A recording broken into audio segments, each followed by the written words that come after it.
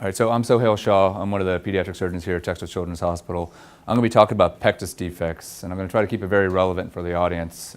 Really what I want to talk about is give you an update on what the options for treatments are, when the best time to refer them is, and kind of go over some of their symptomology and how you need to address that early on when you see them in your office. So the objectives of the talk will start by talking about the different types of chest wall deformities, and we'll talk a little bit about their incidence. And then, like I said, we're going to get into the diagnosis, the referral, and the different treatment options for pectus defects. We'll really focus on the two most common ones, Pectus excavatum and Pectus carinatum, and we'll kind of go in order between both of those. So the different chest wall deformities, the main one most people hear about is Pectus excavatum. This is the sunken chest, or sometimes called the funnel chest. The second one that people hear about quite often is Pectus carinatum, and this is actually a chest wall protuberance, so the exact opposite of a Pectus excavatum. And then there's a variety of different syndromes associated with chest wall defects. The one that's probably most commonly discussed is Poland syndrome.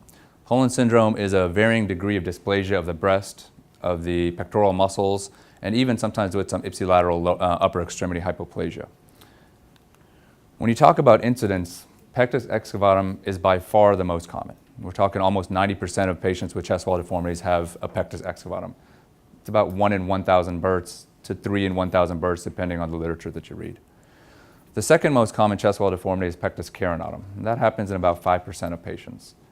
And then you have another small population of patients that actually have a mixed defect, part carinatum, part excavatum, which can create a challenge in how you treat those. And then the Poland syndrome, which I said is the most common syndrome that people talk about, that's well under 1%, so still a large minority there. So we'll start off talking about Pectus excavatum. I know we're getting close to lunchtime, so I'm going to get everybody involved with a little bit of an audience response. I'll read through the question, so you can bring out your cell phones in the meantime and start answering. Basically, the question is, which of the following is a true statement regarding Pectus excavatum? A is, if a 7-year-old has a stable, mild Pectus excavatum defect since birth, then it is unlikely to get deeper. B is, the first-line treatment for Pectus excavatum is bracing. C, patients must have an echocardiogram and PFTs prior to surgery. D, surgical treatment involves placing a stainless steel bar in the chest through a minimally invasive approach. Or E, surgery should be offered to children as soon as a pectus defect is noted for better treatment results. So we're settling out pretty much in 3 answers, one being the greater majority. The majority of the audience seems to say the surgical treatment involves placing a stainless steel bar in the chest through a minimally invasive approach. And that is a correct answer of the 5. So as we said, Pectus excavatum is by far the most common chest wall deformity. It is a depression of the anterior chest wall, and it can be of variable severity. Some are very mild, and some can be very deep. They're basically caused by an abnormal growth of the costal cartilage, and that's what causes the sternum to actually get pushed in. So as the costal cartilage grows abnormally, the sternum gets depressed. You can have significant variations in both the symmetry and the depth of these excavatum defects. Sometimes it can be a very central defect, it can be right-sided, left-sided, and like I said, the depth can be extremely variable. One of the key factors is this is a progressive disorder. So even though the deformity may be noted at birth, there's a possibility that it could progress as they grow. And especially during puberty, when they have a rapid growth spurt, is when we see a rapid deepening of the Pectus excavatum. And oftentimes families will never have noticed it until the child is 13, 14, goes through a growth spurt, and then they say, what's going on? All of a sudden my child's chest is sinking. So one of the things we find is sometimes families are told very early on when they see a very mild Pectus defect that that's fine, they'll grow out of it. And really what we ought to be telling them is that there's a chance that it could get deeper, and especially it could get deeper when they hit adolescence and go through puberty. So just going over the anatomy a little bit so we're all on the same page. As you know, these are the ribs laterally, sternum medially, and the costal cartilage is what connects our ribs to our sternum. The abnormal costal cartilage growth is really only in the lower costal cartilage. So that's where you have the majority of it. And again, as I said, in Pectus excavatum, as those cartilage grow abnormally, it causes the sternum to dip in. And you can tell that if you had one side with abnormal growth but not the other, you can lead to an asymmetric defect. So this is a picture of a typical Pectus excavatum. This one is very central, it's right in the middle. And one other associated kind of chest wall deformity that they often discuss is they have a great deal of costal cartilage flaring or costal flaring. So they have not only the dipping of the central chest, but then the lower part of the costal cartilage really flare out. So let's talk about some of the clinical features of Pectus excavatum. Most young children that have a Pectus excavatum are asymptomatic. And the reason for that is their chest wall is very pliable. So they're able to compensate from a cardiac and a pulmonary standpoint. As they grow, however, especially into late adolescence and even into adulthood, their chest wall becomes more rigid, and now they're not able to compensate as much. And at that point is when they often have subjective symptomology. People also describe a pectus posture, which is where they have forward sloping shoulders, they have some thoracic kyphosis, and sometimes in extreme cases they even have some abdominal protuberance. But the main reason the patients present to us, more than any other, is the psychosocial image of their body. So in mid to late adolescence, when they start going to gym class, when they start participating in sports, that's when they start looking on Google and trying to figure out what's going on. So let's talk about the symptomology with it. Upon presentation during adolescence, the vast majority of patients have some kind of subjective symptoms. In a recent study that we did here, where we took 2 different centers and looked at and did a retrospective review, we found that 95% of patients had some kind of subjective symptomology. Most of the time, about 2/3 of the patients presented with some kind of shortness of breath. Another 2/3 present with some kind of intermittent chest pain, sometimes on exertion, but sometimes at rest. And then a fair amount of them have dyspnea on exertion, about half the patients did.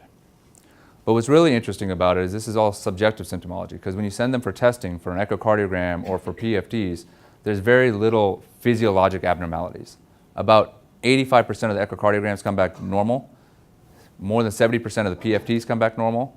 And of the 300 patients we looked at in a 2-year period between this institution and another, none of them had any intervention for their cardiac or pulmonary abnormalities found on the echocardiograms or the PFTs. And that's because it was a very mild abnormality found in those cases. So what do we do as a surgical team when we are referred these patients, and how do we evaluate them? One of the first things is we don't really offer correction for most of these patients until around the age of 14. And that's a little bit of a soft number, but we're talking about 14 and older is a typical age. The main reason is because our treatment, we want it to last through their growth spurt. So if we start treating them at 10, 11, and we treat them through 13, and then they go through a growth spurt after that, their recurrence rate, it can be much higher.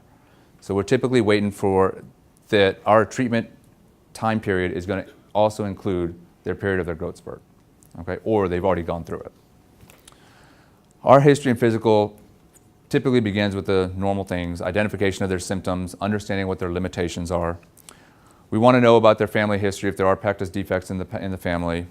We definitely ask questions about Marfan syndrome and collagen vascular disorders, because there is an association there, and that may prompt a further cardiac workup.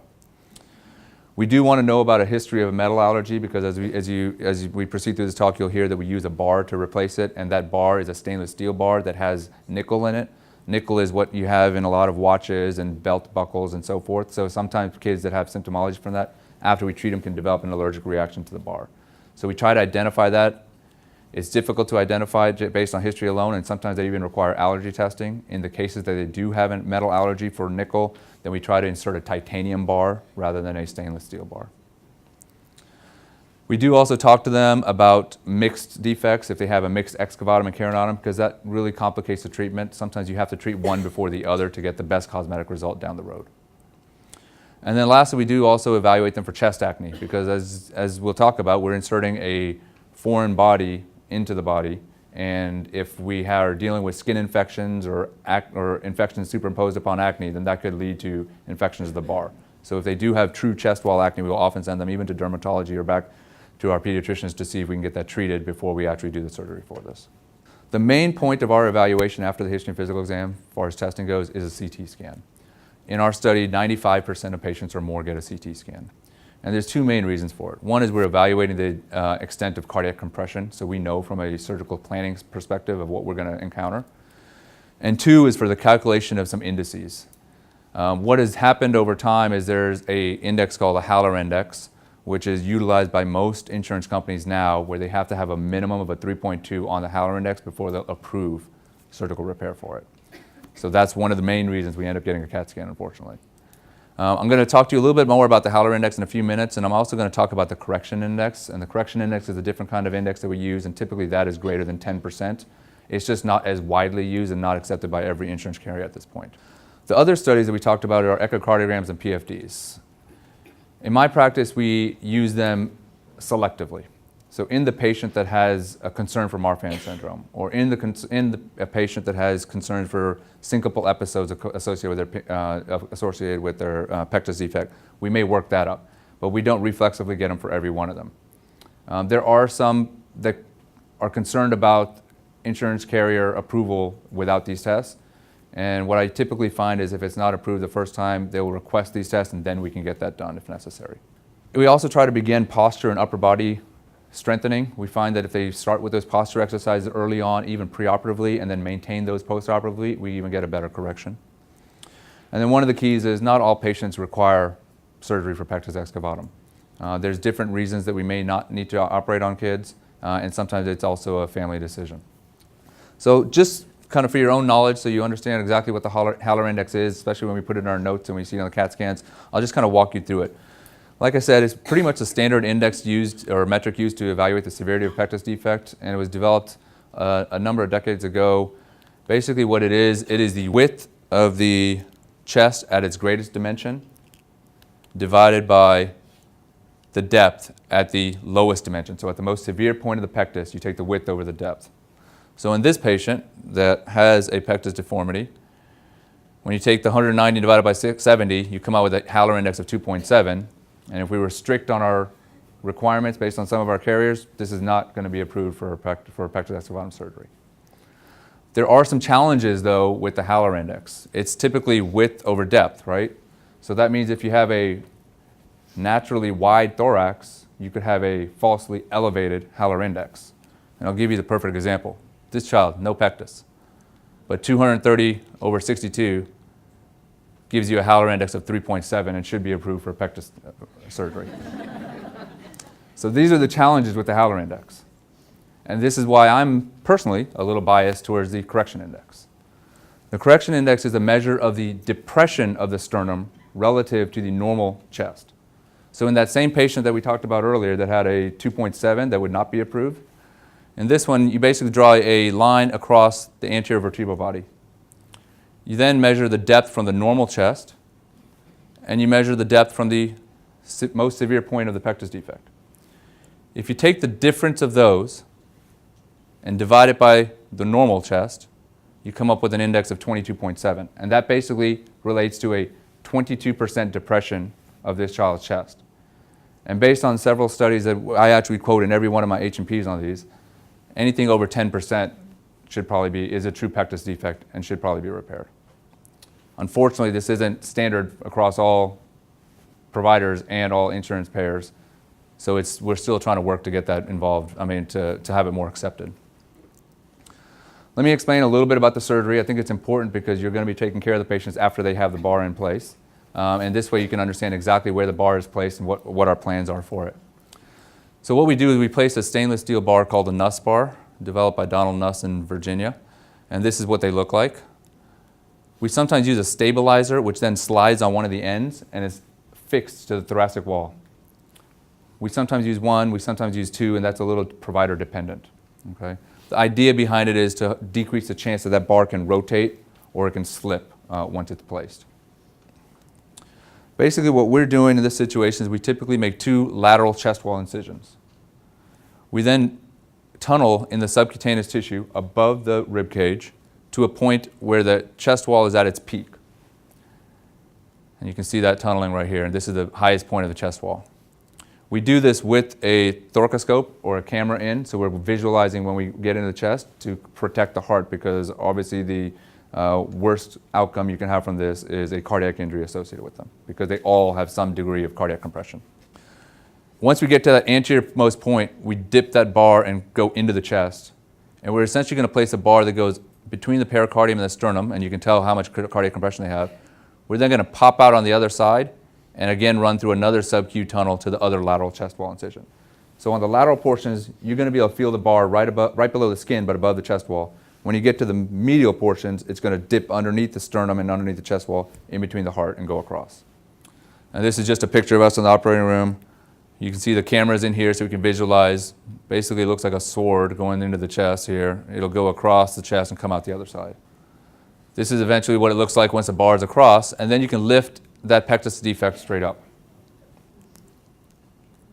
Once we get that bar, this is not the bar, obviously we're going to keep in place with it sticking out on both sides. We basically tie a string to it. We pull it back across that track that we've created. We tie the bar, that Nuss bar that I showed you, to it, and then take that back across that track that we've created. And this bar will be pulled straight across that same track using that tape. And once that bar is in place, it's upside down, sitting like this, but then we'll flip it, and that will allow the sternum to elevate. And then we affix it to the chest wall and leave that in place. The beauty about this surgery is now it's minimally invasive compared to what we used to do, which was a large incision going out and removing all those costal cartilages that were abnormal and then having to put things back together again. Instead, with this minimally invasive approach, we can now take a pectus defect like that and with surgery have an immediate repair with a good outcome like that. But the postoperative course can be challenging. So as you can imagine, you've taken the costal cartilage, which I always talk to families, it's almost like braces, right? With braces, you're slowly tweaking that and making that costal, or the teeth kind of go into a normal position. In this, we're taking those costal cartilage and we're fixing it in one shot. So as you can imagine, the postoperative pain is our #1 challenge with this. It typically involves about a 3 to 5 day hospital stay, often requires pretty heavy narcotic use. We then tell them once they're discharged after those 4 to 5 days that there's no physical education, no heavy lifting, no strenuous activity for about a month. And then we ask them to resume those posture and upper body strengthening exercises 3 months later, and we ask them to avoid contact sports for about 6 months. The bar stays in place for 3 years, and that allows the costal cartilage to go ahead and remold itself. But the good thing is 3 years later, when we go to take it out, it's an outpatient surgery, very minimal pain, and they're able to get home the same day. We open both those lateral chest incisions that we made on both sides. We remove the stabilizer if there was used. We slide the bar out, close up the incisions, and they go home the same day with no activity restrictions and minimal pain control. So much better surgery the second time around. So in summary, for Pectus excavatum, these defects are progressive. They do become more pronounced during growth phases, especially around puberty. Extensive preoperative workup, including PFTs and echocardiograms, are really not necessary. I'd suggest you get them to the pediatric surgery group first. Let us evaluate them, do the CT scan. If they qualify, we can move forward. If PFTs and echocardiograms are requested based on insurance providers, then we'll get them at that point. The surgical treatment is usually offered for kids around 14 years of age or older, and that Nuss bar remains in place for about 3 years. All right, so we're going to switch paths here and talk a little bit about Pectus carinatum. Let's get you all back involved with another question here.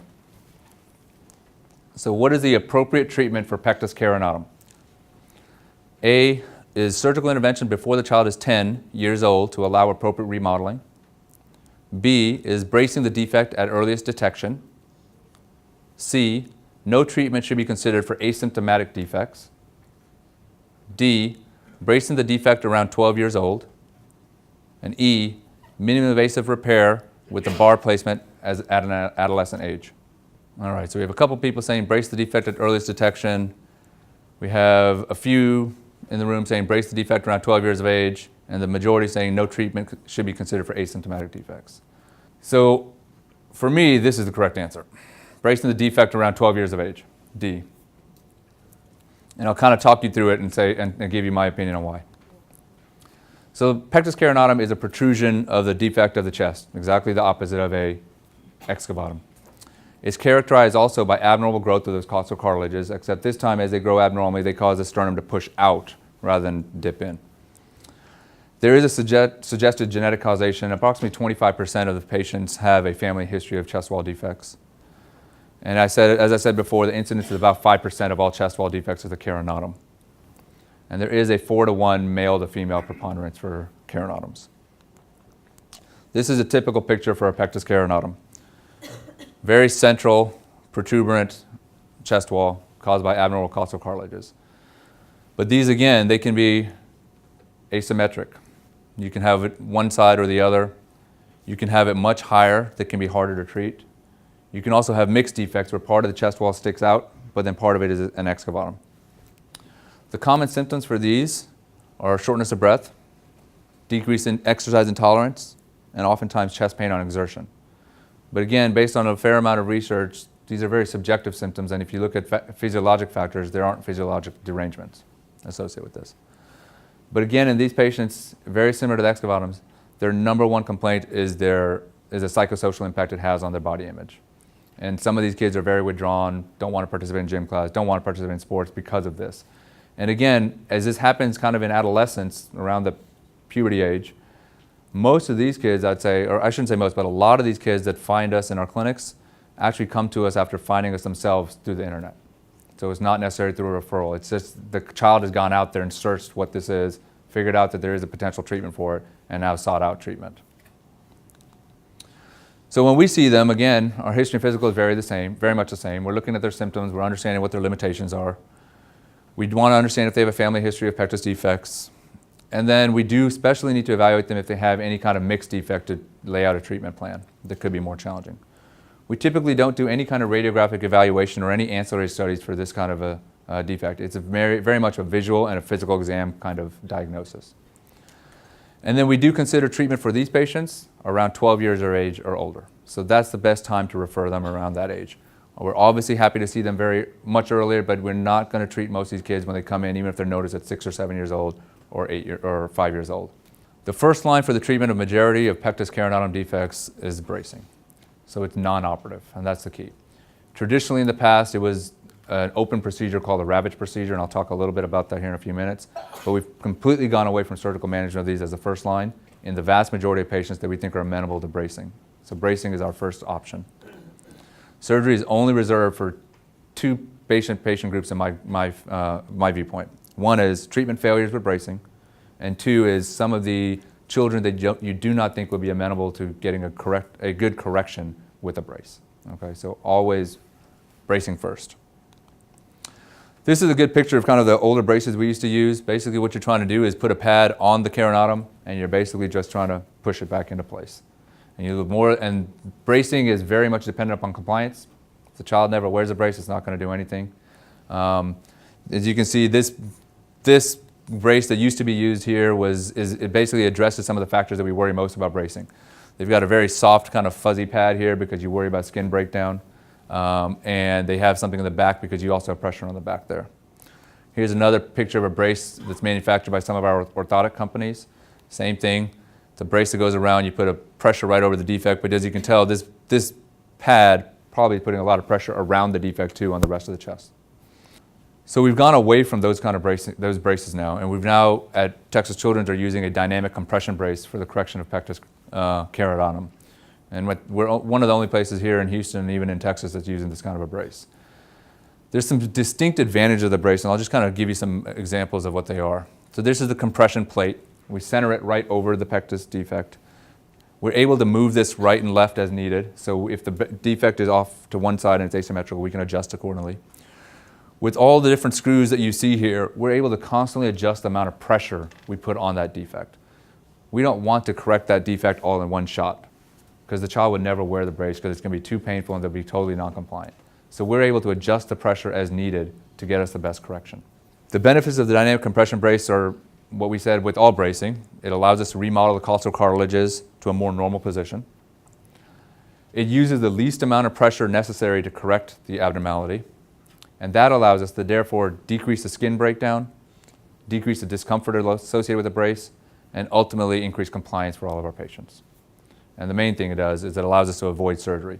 We find with this brace, we're upwards of 90% correction with the brace alone, not requiring surgery. So I'm going to walk you through kind of what we do when we see them in clinic. One of the first things we do after we kind of show them the brace, talk them through it, if they agree that they want to have this brace, is we measure the pressure it takes to completely flatten the chest. So we're measuring in PSI. Okay? It can range for some of our kids from 2 PSI to, I saw one 2 days ago that had it took 10 PSI to get that down completely flat. We then measure their chest dimensions, because all of these braces are custom made for the child based on their chest dimensions. So this is Dr. Mark Mazziotti, one of our partners, and he's measuring the child. He's measuring the transverse, but we'll also measure their AP. We'll measure what side the defect is on, how high it is. We check all of those dimensions, and we send it off for manufacturing. Takes about 1 to 2 months for that brace to come in, so they have another 1 or 2 month lag before the treatment begins. But this is our basic treatment plan.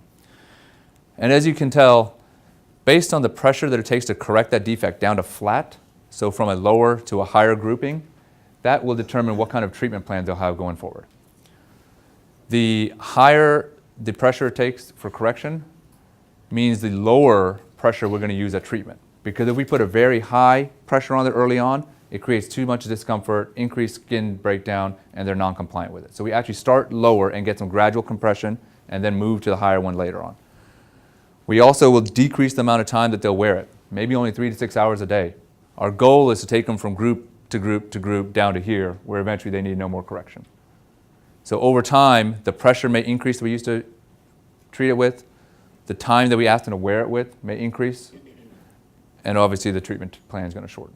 Once we've got the brace in a couple months later, we actually assemble the brace ourselves, and then we bring the patient in and we fit it to them to make sure that it's the appropriate size and comfort level. This is Dr. Nocturne, our division chief in pediatric surgery, helping Celia Flores, who's one of our advanced practice providers, put the brace together for a patient. And then we fit the child with the brace at their initial fitting. We adjust the appropriate pressure based on what kind of pressure it would take to correct that defect. And we actually have them walk around the hospital for 20 or 30 minutes and then come back and see us again because we want to make sure there's no rubbing points or discomfort so we can make all those adjustments perfect before we send them off home with the brace. After that, they come back every 1 to 2 months throughout the treatment plan for adjustment of the brace. Because as you can imagine, as we put pressure on it, the defect will flatten and the brace will become loose. So we got to bring them back in, tighten it up, put a little more pressure on it, and do that repeatedly throughout their treatment course. We typically recommend wearing the brace anywhere from 12 to 23 hours. So some kids, we ask them to wear it all day long, except for the times that we say you're not supposed to wear it, which is don't get it wet, so don't take it in the shower and don't get in the pool.